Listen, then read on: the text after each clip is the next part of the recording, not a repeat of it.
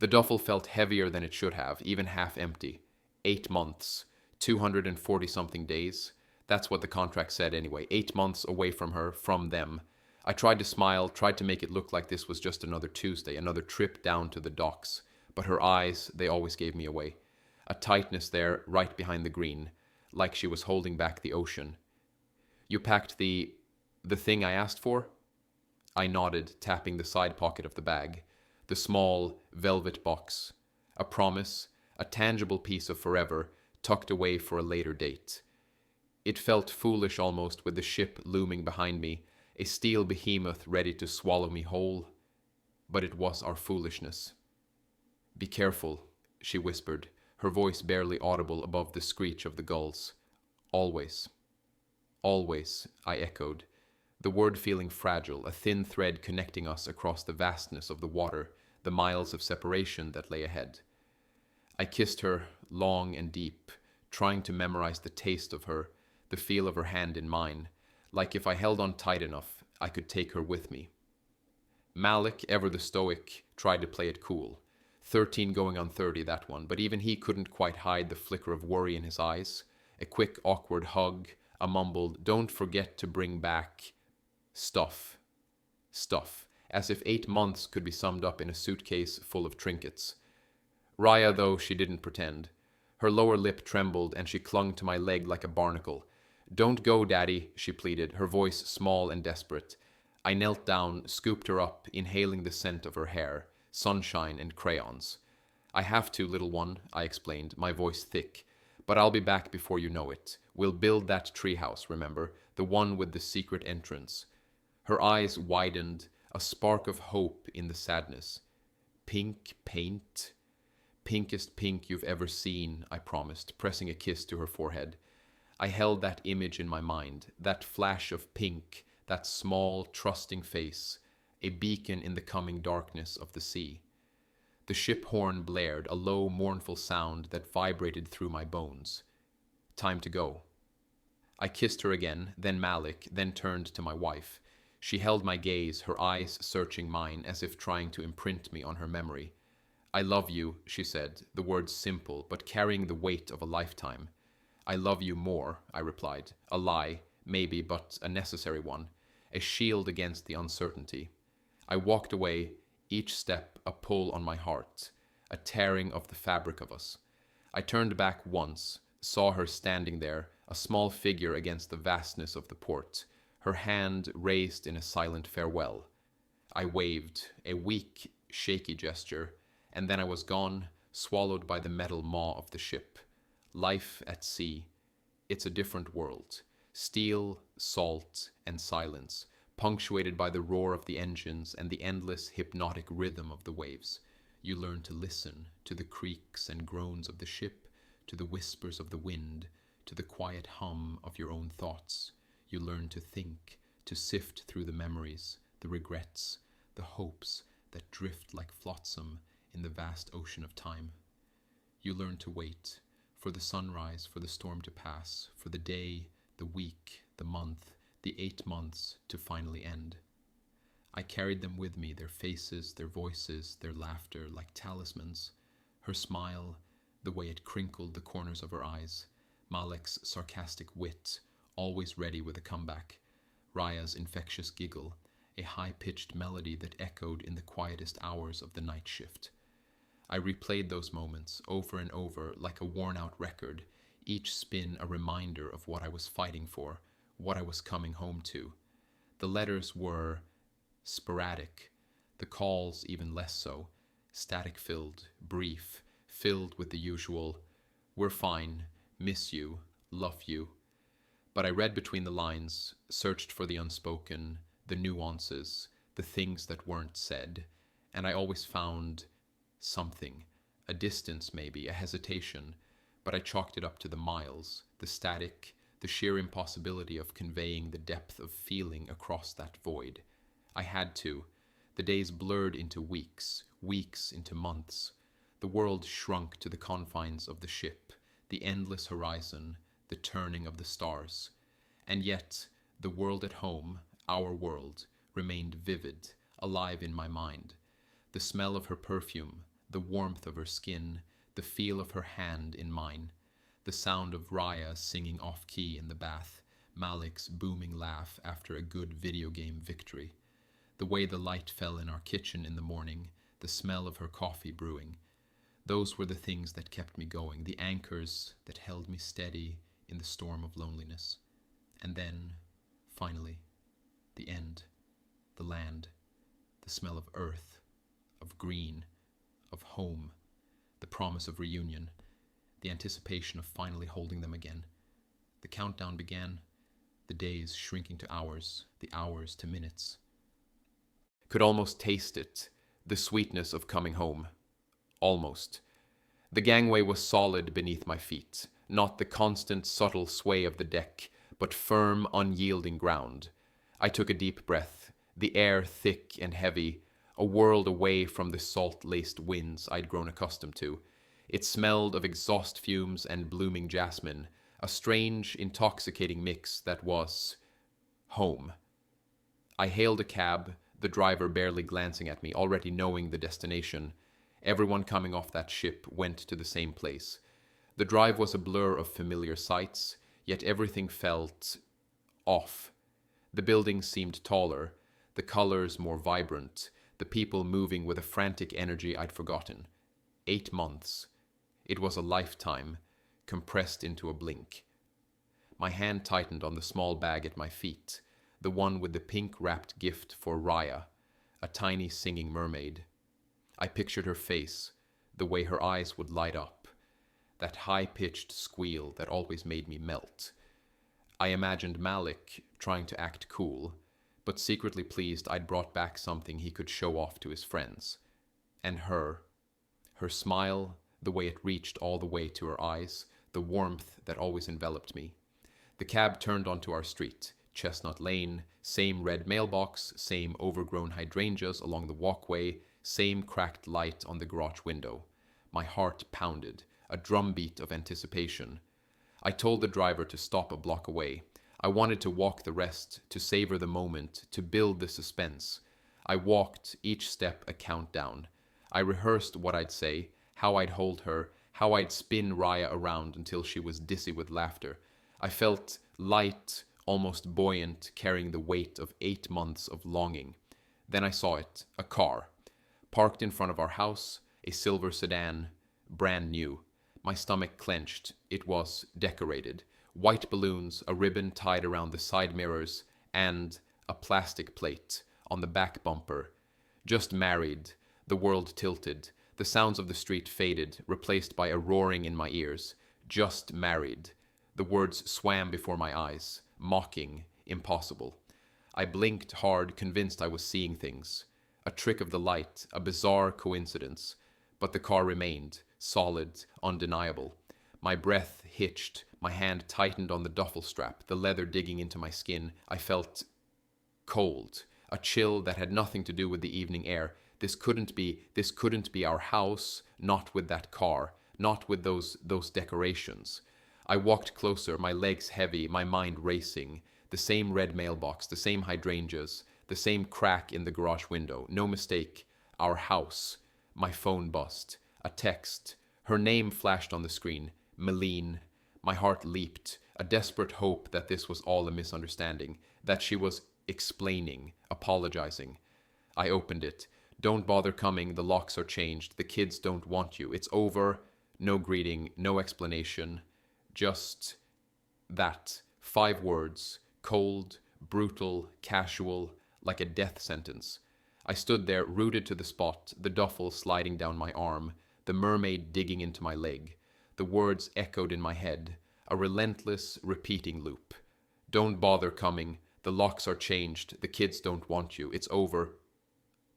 My phone slipped from my hand, clattering onto the sidewalk.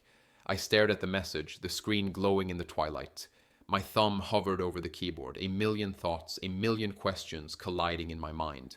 I typed 2 words, as you wish, and in that moment, something shifted.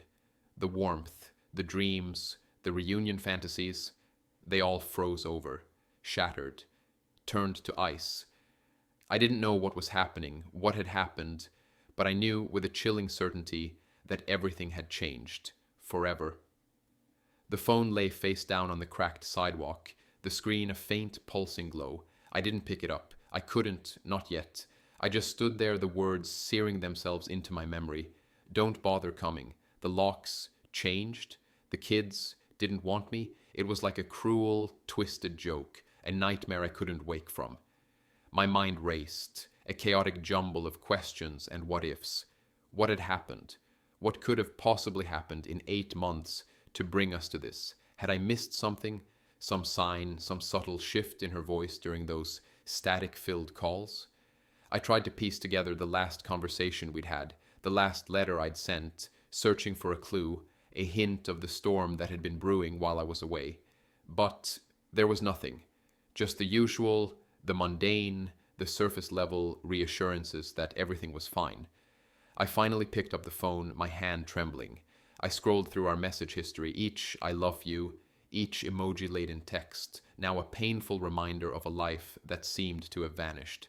I wanted to call her, to scream, to demand an explanation, but the words, "Don't bother coming," they echoed in my head, a cold, hard barrier. She didn't want to talk, not to me. I walked, a component placement aimlessly, away from the house, away from the car, away from the impossible reality that was unfolding before me. I needed to think, to process, to find some semblance of logic in this madness. I found a small park, a patch of green under the fading light, and sat down on a bench, the duffel heavy beside me. Who could I talk to? Who could possibly understand this? My brother? He'd be furious, ready to drive over there, and what? My parents? They'd be heartbroken, confused, asking the same questions I couldn't answer. I needed someone outside, someone who wouldn't be clouded by emotion, someone who could see this for what it was, not what I wanted it to be. Sarah, my friend from college. She'd always been the pragmatic one, the voice of reason in our group. She'd listened to my endless ramblings about Malene, our dreams, our plans, our life together. She knew us, or at least she knew us. I dialed her number, the phone ringing, each tone a painful reminder of the distance that now separated me from everything I thought I knew. She answered on the third ring, her voice warm, familiar. "Hey, stranger," she said, a hint of amusement in her tone. "Sarah, I need your help," I said, my voice barely a whisper. The amusement vanished. "What is it? What's wrong?" I told her. Everything. The arrival, the car, the text, the silence. I told her about the 8 months at sea, the longing, the hope, the plans. I told her about Malene, about us, about the life we'd built, or rather the life I thought we'd built. She listened patiently, without interruption. When I finally stopped, the silence on the other end was heavy, thick with disbelief.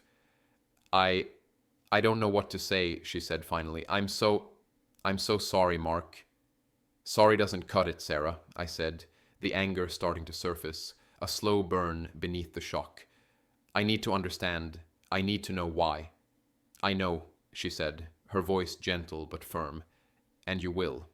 But maybe you need someone who can help you find those answers. Someone who knows the law, who can protect you."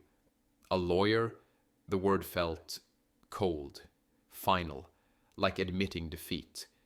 "Maybe," she said, "just think about it. You need to protect yourself, Mark. You need to know your rights. This isn't just about feelings anymore." She was right. As much as I wanted to deny it, this was bigger than heartbreak. This was about something else, something darker, something I didn't understand, and I couldn't face it alone. The park bench was cold and hard beneath me. The streetlights flickered, casting long, dancing shadows. Sarah's words echoed in my head. "Protect yourself. You need to know your rights."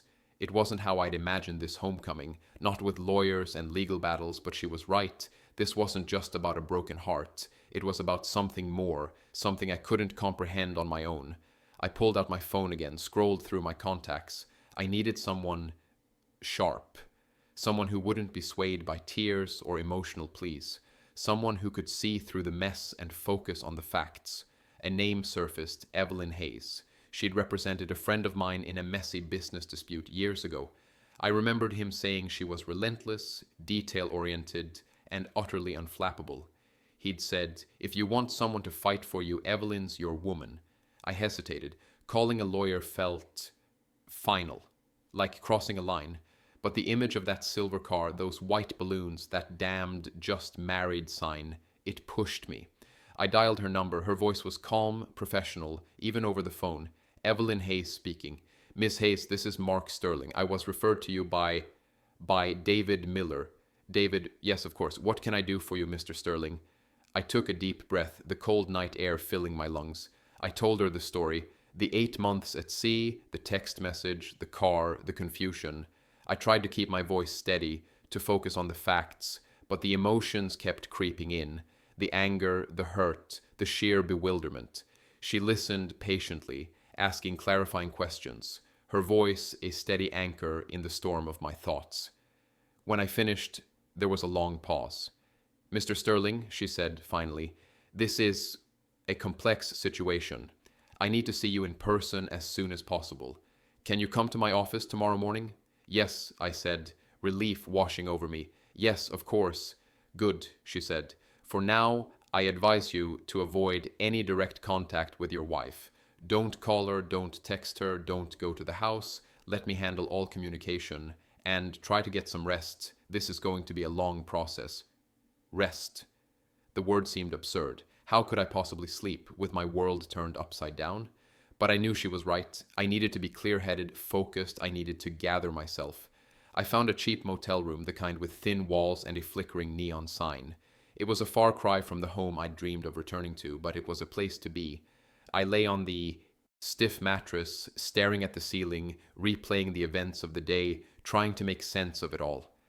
Evelyn's words kept echoing in my mind. Let me handle all communication. It felt strange, surrendering control, putting my life in the hands of a stranger. But I knew I couldn't do this alone. I needed her expertise, her objectivity. I needed someone to fight for me. The night passed in a blur of restless thoughts and unanswered questions. By morning, I felt drained, but also determined. I wasn't going to crawl back. I wasn't going to beg. I was going to find out what had happened, and I was going to protect myself. I was going to fight for what was right. I walked into Evelyn Hayes' office that morning, a sleek, modern space with a panoramic view of the city. She stood when I entered, her gaze sharp, intelligent. She didn't offer sympathy or platitudes. She offered a plan. And for the first time since reading that text message, I felt a flicker of hope, a sense of direction. I was no longer adrift. I had a lawyer, and I had a fight. Evelyn didn't waste any time. She was all business, her questions precise and focused. She wanted every detail, every conversation, every interaction I could remember from the past year. She took notes, her pen moving quickly across the legal pad, her expression unreadable. I've already started a preliminary investigation, she said, after I'd finished recounting everything. I've pulled some public records, checked for any recent property transfers, things like that. And I've found some things. My stomach tightened. What kind of things? She hesitated for a moment, then met my gaze. Things that suggest this may be more planned than a sudden change of heart, Mr. Sterling, more deliberate. She laid out the documents on her desk. A property title search, bank statements, copies of emails. My eyes scanned the pages, the words blurring before me. A property title transferred just weeks before my return. Not to Malene, to a shell corporation I'd never heard of. Bank statements showing large sums of money being moved around, withdrawals, transfers, all without my knowledge or consent. And the emails, those were the worst.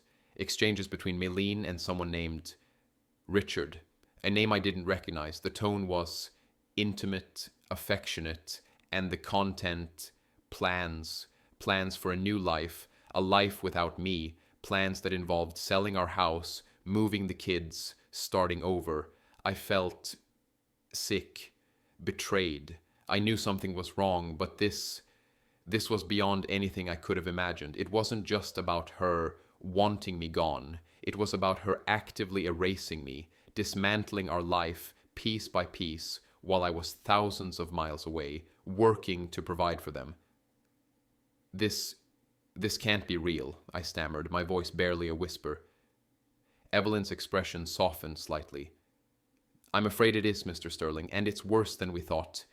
There's a pattern here, a deliberate attempt to isolate you, to remove you from the picture, both emotionally and financially. But why? I asked, the question hanging in the air, a desperate plea for an explanation that I knew she couldn't provide. She sighed. I don't know why, Mr. Sterling, only she can answer that, but the evidence suggests this wasn't impulsive, this was planned, and it involves more than just a new relationship. A new relationship. The words stung. I hadn't even considered that. I'd been so focused on the shock of being rejected, of being told my children didn't want me, that the possibility of another man, it hadn't fully registered, but the emails, they were undeniable. I thought about the past few months, the brief, infrequent calls, the vague messages. Had she been talking to him then? Had she been planning this betrayal, while I was still telling her how much I missed her, how much I longed to be home? The realization hit me like a physical blow. The woman I loved, the woman I trusted with my life, with my children, had been lying to me, deceiving me. And for what? For him? For this new life she was building without me?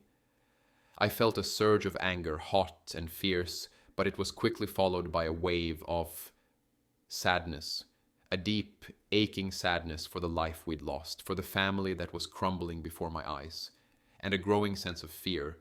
What else had she done? What else was she capable of? The name kept appearing, Richard, in the emails, in the financial documents, even mentioned indirectly in a few of the property transfer papers. Evelyn's investigation was peeling back the layers, revealing a picture I didn't want to see, a picture that was both disturbing and strangely familiar. He's involved, Evelyn stated, her voice flat, professional, deeply involved. He's been facilitating this, helping her move assets, make plans. It's not just an affair, Mr. Sterling, it's a partnership, a calculated move. I stared at the photograph Evelyn had obtained. A man in his late 40s, maybe early 50s, slicked back hair, expensive suit, a confident, almost arrogant smile. He looked familiar, too familiar. I think I've seen him before, I said, a vague memory stirring in the back of my mind. But where? Evelyn tapped a file on her desk. Richard Harding, real estate developer. He's been involved in several high-profile projects in the city, and he has a history, a pattern. She slid a report across the desk. I scanned it, my eyes widening with each line. Bankruptcies, lawsuits, allegations of fraud. He was a predator, a financial predator, and Meline, she was involved with him. The realization hit me like a punch to the gut. This wasn't just about a broken marriage. It was about something far more sinister. Meline hadn't just fallen out of love with me. She'd aligned herself with someone who was actively trying to take everything from me. My thoughts turned to the kids, Malik and Raya. Were they aware of this man? Had he been introduced to them? The emails hinted at plans to move them, to enroll them in new schools, to start a new life, a life without me. The anger I felt was different now. It wasn't just directed at Meline, it was directed at this Harding, this man who was trying to steal my family, my life, my everything. And a cold, hard fear began to creep in. What if he succeeded? What if I lost them? We need to find out everything about him, I said, my voice low and urgent. His finances, his connections, his everything. I need to know what he's planning. Evelyn nodded. We're already on it. I have a team working on a full background check. But I need you to focus, Mr. Sterling. This is going to be a legal battle, and it's going to be ugly. I knew she was right. This wasn't going to be a simple divorce. This was going to be a war for my family, for my future, and I was going to fight. I thought about Meline, the woman I'd loved, the woman I'd trusted. How could she do this? How could she betray me so completely? Was this the same woman who'd cried in my arms when my father died? The same woman who'd stayed up all night with Raya when she had the flu? The questions swirled in my head, unanswered, agonizing. I didn't recognize her anymore. The woman in those emails, the woman planning to erase me, was a stranger. And that realization, it hurt more than any betrayal. The days that followed were a blur of meetings, phone calls, and document reviews. Evelyn and her team were working tirelessly, digging into every aspect of Maline's and Harding's activities. They were building a case, piece by piece, a legal fortress designed to protect me and my rights. I spent hours with Evelyn, going over every detail of our marriage, our finances, our family life. She needed everything, every scrap of information, every potential vulnerability. It felt invasive, exposing the most intimate parts of my life to a stranger, but I knew it was necessary. I had to trust her.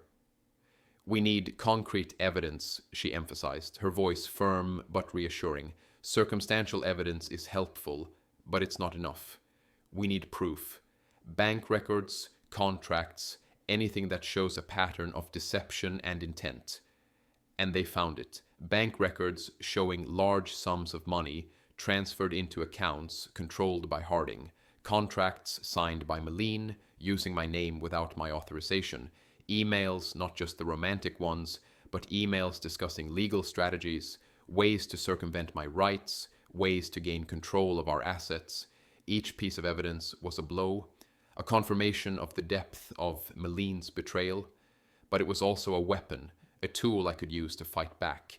Evelyn was meticulous, organizing everything, building a timeline, creating a narrative that was damning. They underestimated you, she said, her eyes gleaming with a fierce determination. They thought you'd be gone out of the picture. They didn't realize you'd fight, and they didn't realize how much evidence they were leaving behind. I learned about restraining orders, asset freezes, petitions to the court, legal terms that had once seemed abstract, now becoming the reality of my life. Evelyn explained the process, the potential outcomes, the risks, and the rewards. She laid out a strategy, a plan of attack. We need to move quickly, she said. They're trying to gain control, to solidify their position. We need to disrupt that. We need to show them that we're not going to back down. I felt a strange sense of calm amidst the chaos. The shock and hurt were still there, but they were tempered by a growing sense of purpose. I wasn't just a victim anymore. I was a participant. I was fighting for my life, for my children, logically for what was rightfully mine. Evelyn was a force of nature. She anticipated their every move, countering their attempts with swift and decisive action. She was a master strategist, a legal chess player, always several steps ahead. And she was on my side. The weight of it all was still immense, the emotional toll heavy. But with each piece of evidence we gathered, with each legal maneuver Evelyn made, I felt a flicker of hope, a sense that maybe, just maybe, I could win, that I could reclaim my life. The legal documents, the emails, the bank statements, they painted a picture of Maline that was both shocking and, in a way, unsettlingly logical. It wasn't the picture of the woman I'd married, but it was a picture I was beginning to understand. Evelyn and her team had pieced together a timeline, a series of events that led to this point. And through it all, Maline's potential motives began to emerge, not from her words, but from her actions. Financial gain was a clear factor. Harding, with his history of shady deals and financial manipulations, had likely offered her a way out, a chance to escape what she perceived as a limited life, a life with me. The money, the assets, the control, it was all part of his game.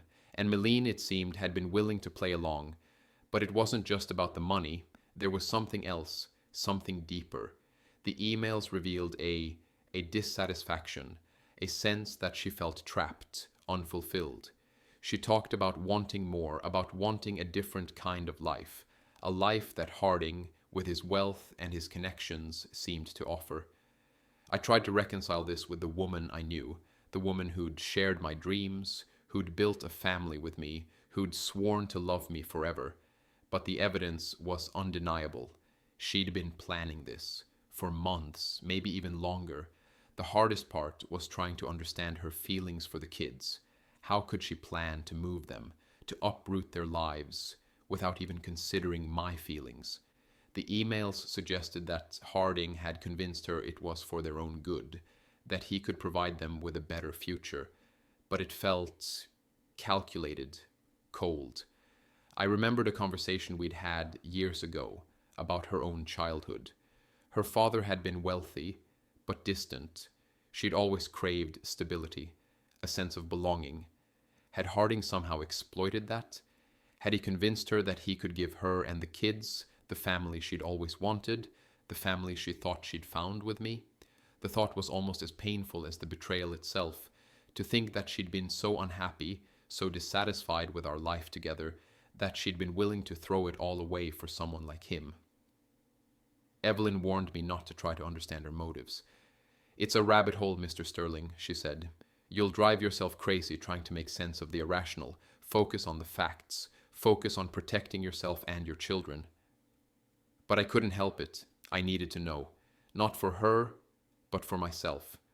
To understand how someone I'd loved so deeply could become someone I barely recognized. The pieces of the puzzle were coming together, but the picture they formed was a painful one. A picture of a woman who'd been willing to sacrifice everything for a promise, a fantasy, a lie. And the realization that I'd been so blind, so trusting, it was a bitter pill to swallow. Evelyn made her move. It wasn't a grand, theatrical gesture, but a precise, calculated strike. She filed a petition to freeze all of Meline's assets, citing the evidence we'd gathered of financial misconduct and unauthorized transactions. She also filed for a temporary restraining order, preventing Meline and Harding from removing the children from the state or accessing any shared accounts. It was a bold move, designed to disrupt their plans and force them to the negotiating table. And it worked. The phone rang in Evelyn's office, the sound sharp and insistent. It was Meline's lawyer. I could hear his voice through the speakerphone, strained, almost panicked. "Miss Hayes," he said, his voice tight, This is unacceptable. You can't do this. You have no legal basis for these actions." Evelyn remained calm, her voice cool and professional. "On the contrary, Mr. Davies, we have substantial evidence of financial impropriety and a clear intent to relocate the children without my client's consent. These actions are necessary to protect his interests and the well-being of his children." But this will ruin her," Davies stammered. "Her reputation, her financial stability. You're destroying her life." "She made her choices, Mr. Davies," Evelyn replied, her voice unwavering. "My client is simply seeking to protect himself from the consequences of those choices." I sat there listening, a strange mix of emotions swirling inside me. Relief that Evelyn was fighting for me, that she was holding them accountable, but also a sense of unease. Was this really what I wanted? To see her